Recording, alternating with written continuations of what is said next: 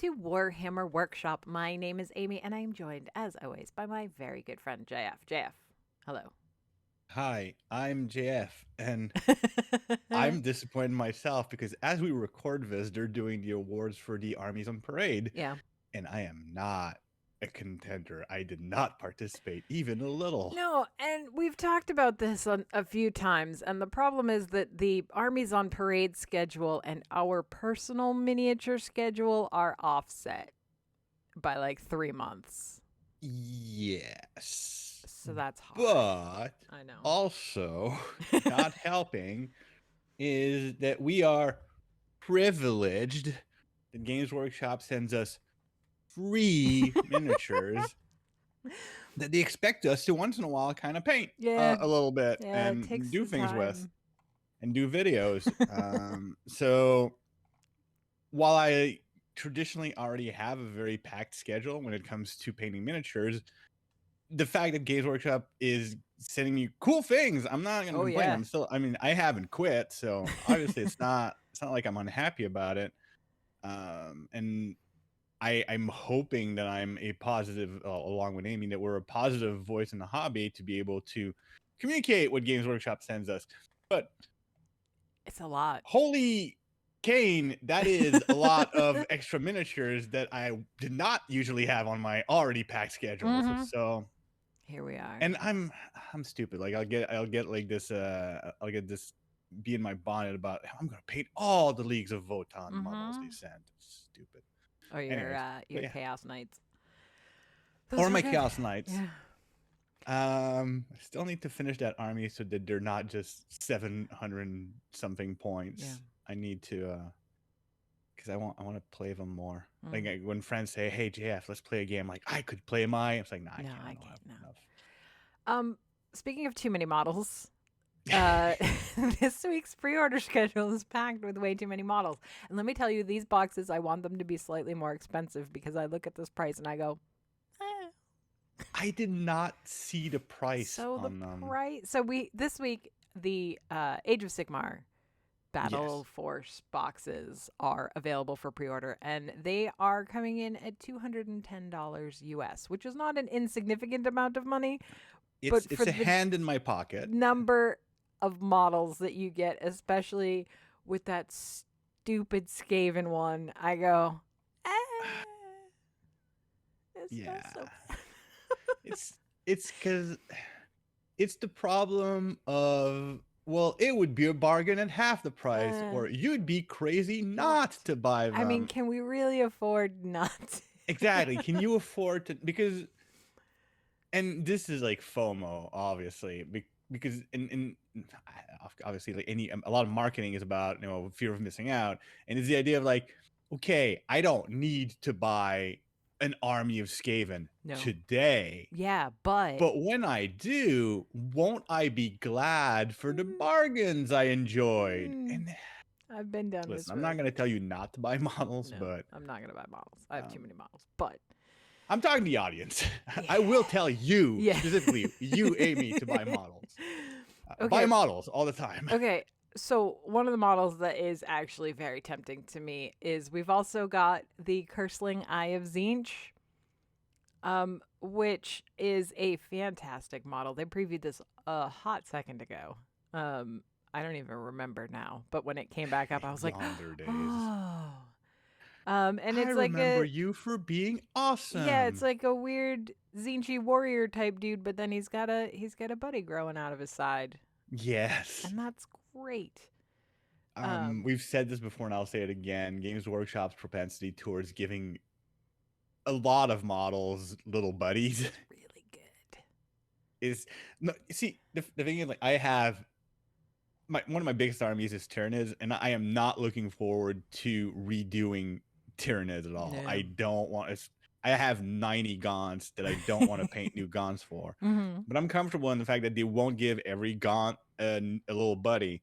But I am very open to them revisiting Tyranids and redoing some of their plastics because rippers everywhere. There's also the Cenari Enlightener for the Lumineth Realm Lords. She's a sorcerer lady bouncing on some rocks. That's good. Okay. Yeah. We also have the WarCry expansion, and I can't. I can't. I did not want to buy this until, because see, I don't have time to play WarCry. Yeah. I barely have time to play 40k. I want to get into Necromunda. I want to do a little bit more kill team, especially with some of the things that are on the horizon right now. I am currently building. After getting rid of all my Death Guard, I bought some Death Guard for kill team for reasons. So, and I don't need WarCry. I don't need another thing. But this box has has Chameleon Skinks. Yep. A lot of them. And the cultists of the Jade Obelisk, who are also very cool. And I am notorious for not particularly caring about the human warbands in and they're all humans. Like, most of them are humans. That's why I'm so excited about the Chameleon Skinks. Really good. And no matter how good the other ones are, it's like comparing a full moon to the bright shining sun. Yeah. It doesn't compare. Like, sure, fine, it's a full moon, but whatever. And not to mention, like, I want to get into WarCry a little bit more because the lore is getting weird. Yeah, and the terrain is incredible. But it's getting spaceship weird. Yeah, it is getting spaceship weird. And this harkens back to very, very original Warhammer Fantasy, where Chaos had bolters. Because they came from the realms of Chaos, and Games Workshop wanted to cross over some models a lot. So it looks like a great kit. You're right, the scenery is absolutely gorgeous. I don't think it's as cool as the base box because it does not have a giant skull, and I am very much into giant skulls. Well, good news. The box of terrain with the giant skull is also available, as are the 2 warbands that came in that original box. Oh no, I did not know that was a thing. Because I was looking at the giant watch camp. Because I was looking at the giant skull as a conversion for that piece of terrain that the orcs have, command tower or something like that. Yeah, the command. Imagine the word command tower, but as if someone from like lower East London would say it. I don't know. I don't know my British accent, geographical locations much, but you know what I mean. Like, it would be perfect because it looks more like a beast snagga thing because it's not a mechanical skull; it's a skull. And they put wires and things in it. Yep. I know. And yeah, these are not the models that Games Workshop are sending us. So no. This is all out-of-pocket expense. Also, the other WarCry warbands are making their triumphant return to online only, but it's all of them. All of them from the very beginning, as well as the monsters are coming back. Like the Box of Chaotic Beasts, the Fomeroid Crusher, the Mind Stealer Spheranx, and the Ogroid Myrmidon. Yeah, and let me say that the Cipher Lords in my to be finished drawer they've been whispering dark things into my ears because they're literally, I could literally just take them out and probably in a weekend finish them. Yeah, which is great. I could have, but I don't have WarCry. I just have this warband. Perfect. No. You just need to build an army with cultists in it, and then you're good. They'll be your 40k cultists. They won't, but it's a good idea. There you go. No, dude. No fit. And we also have, there's a bunch of accessories for various games that are also at a pile of dice in various colors. But there's also Dungeon Bowl Deathmatch.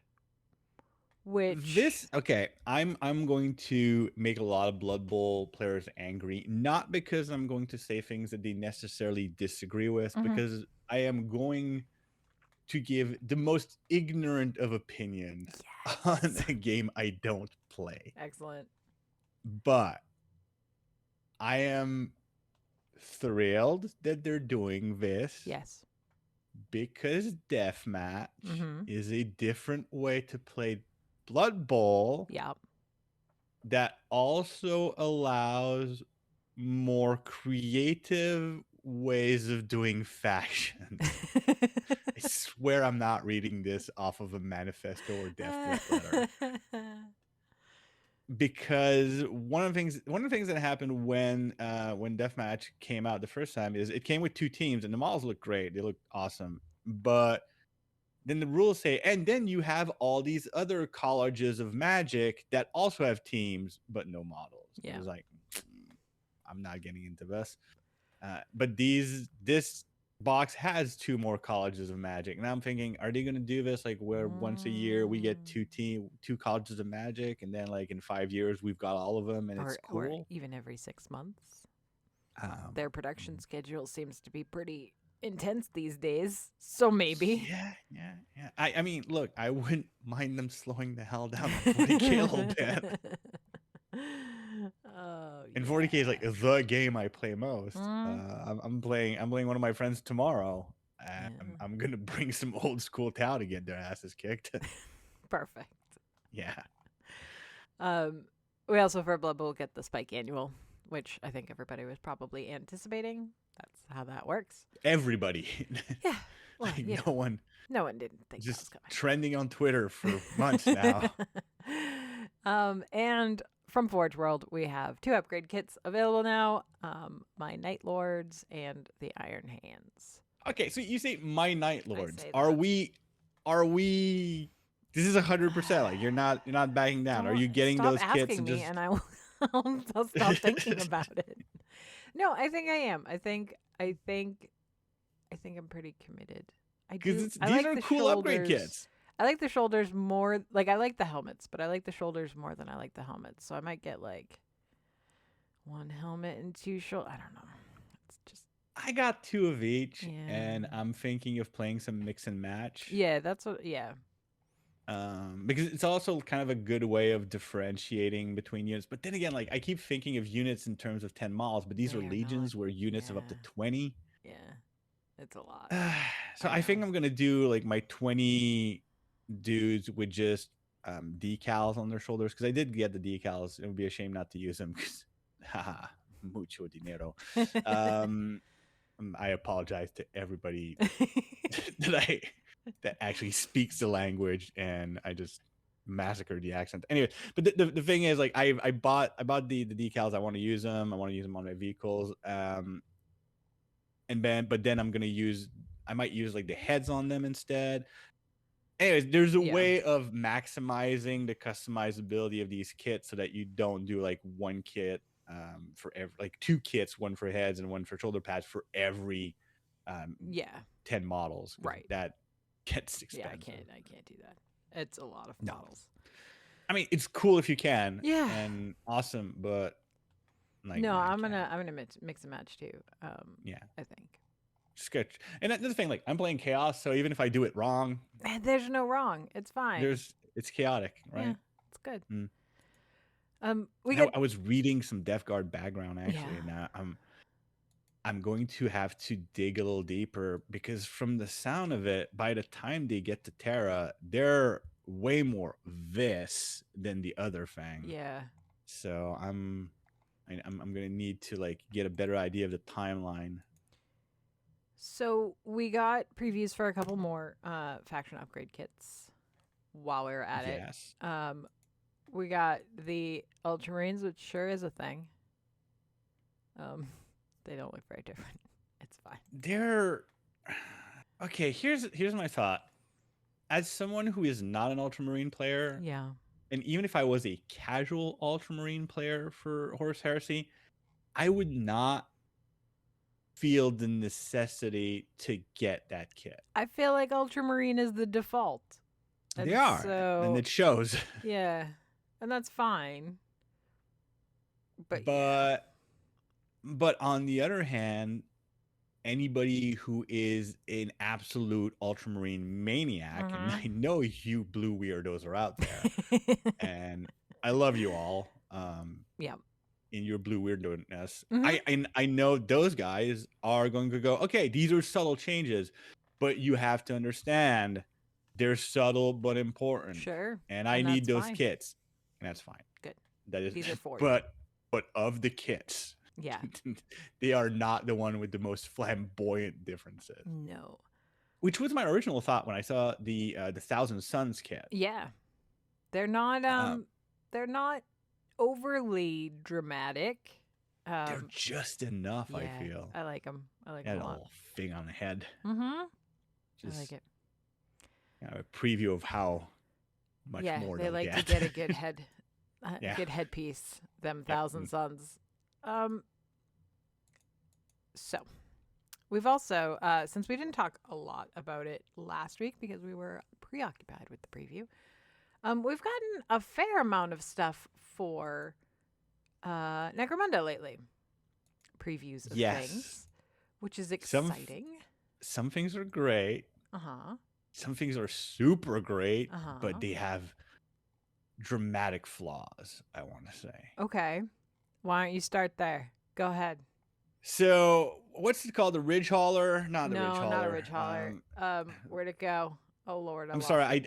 I'm the more the Necromunda 40K naming conventions advance, the more I cannot be bothered to, because it's gonna haul or crawl or exactly, like you know, they have a chart for vehicles, they have a chart for settings, they have they have charts, and they're basically, and we see them in the codexes. Like you go to the crusade section, like how do you name your kill team guys, and then you roll on one table for the first name and on another one for the second name. And I feel like this is exactly what they're doing. Like, how do you get to Gallo Dark? It's like, well, all right, it's a ship, so it's gonna be roll 2 dice Gallo and roll 2 dice Dark. All right, fine. They're the Gallo Dark, and this is gonna be the roll dice Arcs of Omen. It is the Chronos Pattern Iron Crawler. Sure, I knew there was crawler in there. Yeah. No, I said Ridge Hauler. I'm wrong. I'm lying. You did. You rolled on the wrong table. Okay, so first of all, this thing looks massive. It looks super cool, and it looks orky as. I am super down with it. I feel that it would probably make for a very good conversion or replacement or play as for a battle wagon. Sure. It's got the open back where you can say, yeah, it's an open top battle wagon. Anybody that's got a battle wagon has some leftover pieces for guns and things. Oh yeah. So you can just outfit them on that.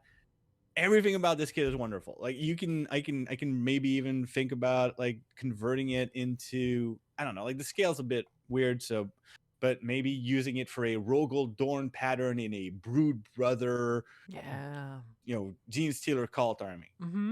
Everything about this is cool, and all you have is like one gunner sticking out. Like replace him with an orc, replace him with some Gene Stealer cult hybrid, right? Swap up the weapons. Like there's everything no about it gunners. looks yeah. Except the goddamn kit is half plastic, half resin, which means two things. It means first and foremost, it's half plastic, half resin. Yep. Now it's fine. I do a lot of resin. It's just if I can avoid it, I will. Now we've seen this before recently with the special characters for the whoever they are. The girl with the red hair on the bike. Yes, we've seen that for some of the special characters for Ash Wastes. Yeah. Whereas especially those that are on vehicles, where like the vehicle would be plastic, and then you add on some bits, dudes. So we don't know how much of this is actually resin. It could just be the guy. In my dream world, it's not, but let me dream for like 30 seconds that it's just this gunner is resin. So, I mean, yeah. That's good, because that's the second part about that's bothersome about this turn of events, if you will, is that then because it's resin, it's going to be a Forge World kit. And if it's a Forge World kit, it's probably going to have a little bit of a higher price point, a little bit of a pain in the ass to order, and everything that comes with that. But normally when you hear, okay, well, it's a Forge World vehicle, it's going to be all resin. But this is plastic resin, which opens up kind of a cool, like there's these two things that are wrong, but then there's this cool possibility. Like if they did parts of it in plastic, and this isn't a conversion kit for a Le Mans Russ or a Rogel Dorn tank or anything that already exists. Right. So the plastic bits are new to this kit. So why the hell are they plastic and not all resin? And there is one glaring obvious answer to that is that we're not done seeing variations of this kit. That seems fairly likely. I was thinking So it cool. Some of the body parts, I mean, they're a little pointy, but it wouldn't necessarily be out of place with a Leagues of Votan army. Oh my. Oh my. Yeah, no, but that's the thing. Like, we don't know which parts are plastic, which parts are not. And we've seen the Leagues of Votan have a very specific armor pattern to their vehicle, which wouldn't necessarily be that complicated to add as a resin kit to an existing plastic kit. League of Votan seem to favor wheels instead of tracks, though, so who knows? But at the same time, maybe it's an other variant or other variants for Necromunda or variants for, I don't know, 40K in a support vehicle for the maybe Imperial it is Guard. Going to come out for the Gene Stealers. Maybe that's the thing. Maybe, yeah. I mean, G Calls don't have anything from Forge World, so who knows? It's an interesting thing because it opens up that possibility, and it is a cool vehicle. But man, do I not need to have another reason to go back to Gene Cults? Like another one of those armies that flirts with me from, like, I'm sitting right next to about 1,000 points of half-built, half-painted Gene Cult models that are going nowhere right now. Right now is the key phrase. Right now. Anyways, it's because I've already painted some of them and I'm not happy with the paint job, so I feel like I need to start over with the painting. Sure. Yeah, it's complicated. Games Workshop is complicated. It's not just their rules. No. Also for Necromunda, we have previewed the Corpse Harvesting Party. I'll repeat my dumb joke I've been saying all week. There ain't no party like a corpse harvesting party. True. Everyone loves corpse starch, and someone's got to go get it. And these are the guys. They're so good. They're so good. They're so characterful. They're led by the pale consorts and their bone scrivener attendants. Stop. I can't just like, all right, what do we call them? Roll some dice. Bone consort. Perfect. We're in. Great. We got it. Nailed it again. It's so good. And then there's like various people with axes to help cut stuff up. There's a dude with a meat hook with a torso on it. Oh, it's so good. It's so great because Games Workshop's been getting all, like, because of the variety of things that they do, you can see where they got practice doing certain things. Yeah. Like, all right, well, we're doing a corpse harvest party and we need some meat hooks, but it's okay because we have some in-house expertise from the Ogor Maw tribes. Yeah. That we can sort of parallel over to our department. Yeah. And it's where great. Digital sculpting really comes in handy because it's not as simple as just like pick and choose, but it does give you a starting point. Yeah, I mean, you can, like, you say, all right, I need the meat hook and I need a different piece of meat on it, but I can recycle the meat hook, make it a little bit bigger. Like, it's a lot easier to start from somewhere. Yeah. And I'm speculating, maybe they do start from scratch. I don't think a meat hook's that hard to sculpt in whatever they're using. I love them. I love them so much. These guys will be available for pre-order from Forge World. They're resin, as all of the good Necromunda characters are. But that's fine. Necromunda's bringing back the resin. They are. They're making us forget. Games Workshop in general has done a good job making us forget that Finecast was not as fine as it was fine. It could have been. It's fine. It was fine. It was a terrible launch. It became okay, but we just kept thinking about the terrible launch for years. Yeah. Important to put your first foot forward. So always wear deodorant and stay clean. Just one thing I don't think we've mentioned, and I don't want the audience to think that we've been sleeping on this, but the Arcs of Omen have been previewing some tarot, the Emperor's Tarot, and the reason we're not bringing it up is because it is super cool and not much to work with. No. Cryptic is the generous word I'm going to use. It does, and I saw someone on Twitter tweet that the last one about the Silver Key, saying that the stars in the background formed a constellation of Leo, the lion's coming back, and I was perfect. Wow, if that's I mean. Listen, if that's true, that's some good stuff. But I am positive it's just a meme that everything is about stupid Lionel Johnson coming back as a Primarch, which I know I just called him stupid Lionel Johnson, and I know I make fun of the meme a lot, but I wouldn't be against it. Like, it would shake up the setting a little bit, and that would be fun. We still have I have a note card here on my desk with the symbols and letters that were on the seal for the fourth book, the Ordo Xenos redacted book. I have not had time to try and decipher them yet, but I will at some point, or I'll put them out on Twitter and see if anyone else can do it. So I actually have a theory about what the Ordo Xenos is going to be, and I believe, and I'm not saying faction, sure, but I believe we are going to get an Exodite character and or unit. All right, I'm into that. I think that's what we're gonna go for that. Yeah, you laugh. Not sure how it's gonna tie in. I think it's mostly wishful somebody looking at these star patterns and constellations in the background of the tarot card, but you've had some wild leaps in theory yourself. I'm laughing at the star pattern because it is my belief that was that was intentional satire on the poster's part. Yes. But yes, I have had some incredible leaps of logic. Wait, they said the word way. Okay.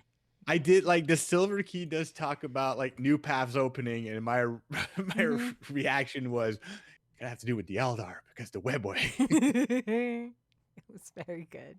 I was on board. I was all in. I was like, let's go. I mean, listen.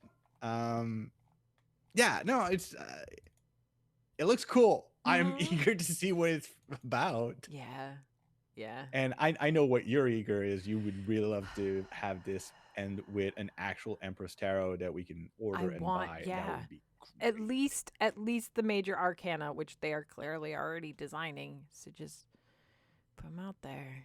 Let me shuffle them up.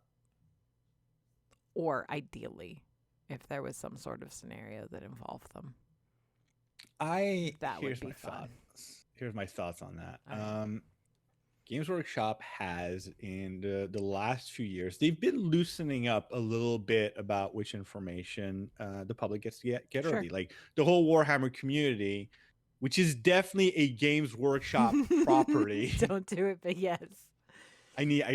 Not going to go into detail, but if you have any doubt, Warhammer community website is and has always been a part. It is not a fan site.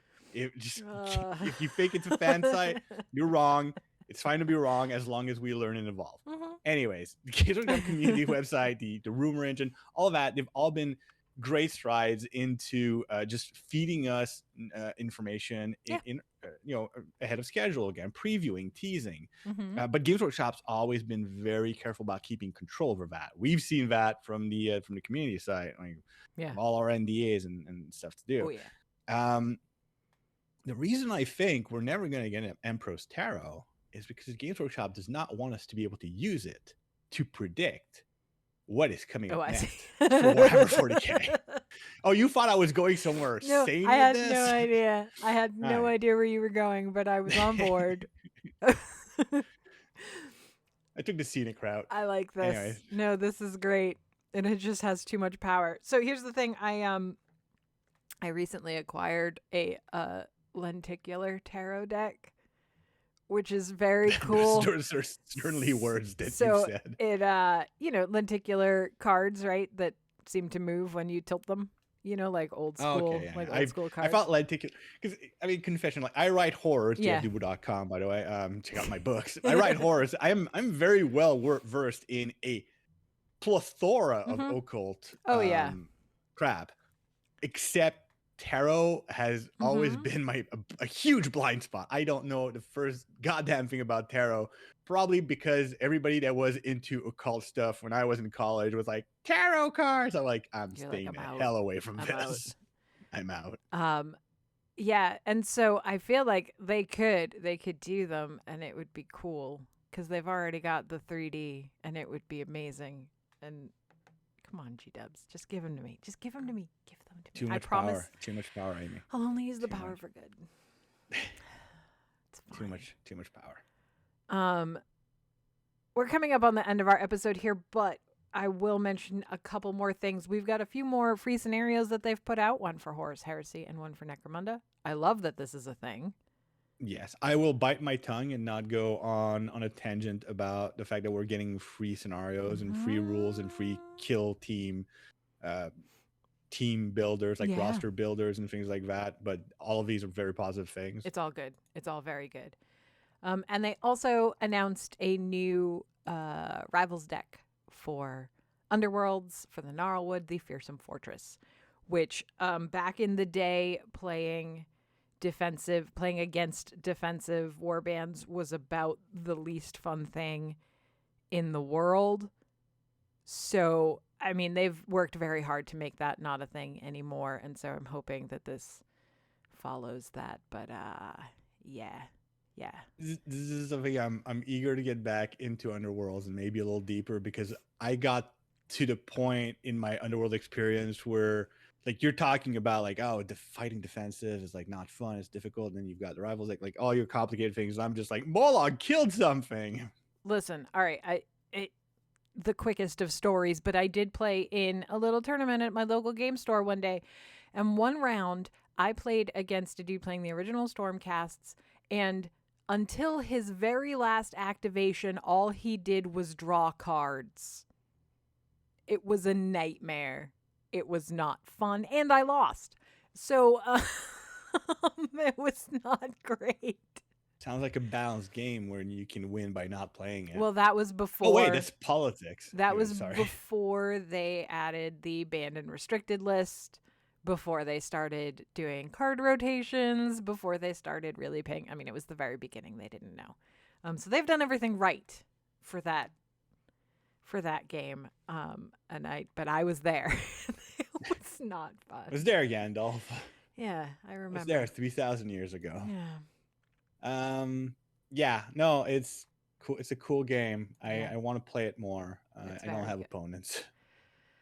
So, I think that wraps up everything for this week and a little bit of last week that we didn't cover last week. So, all of our social media is in the descriptions. And until next week, happy hobbying.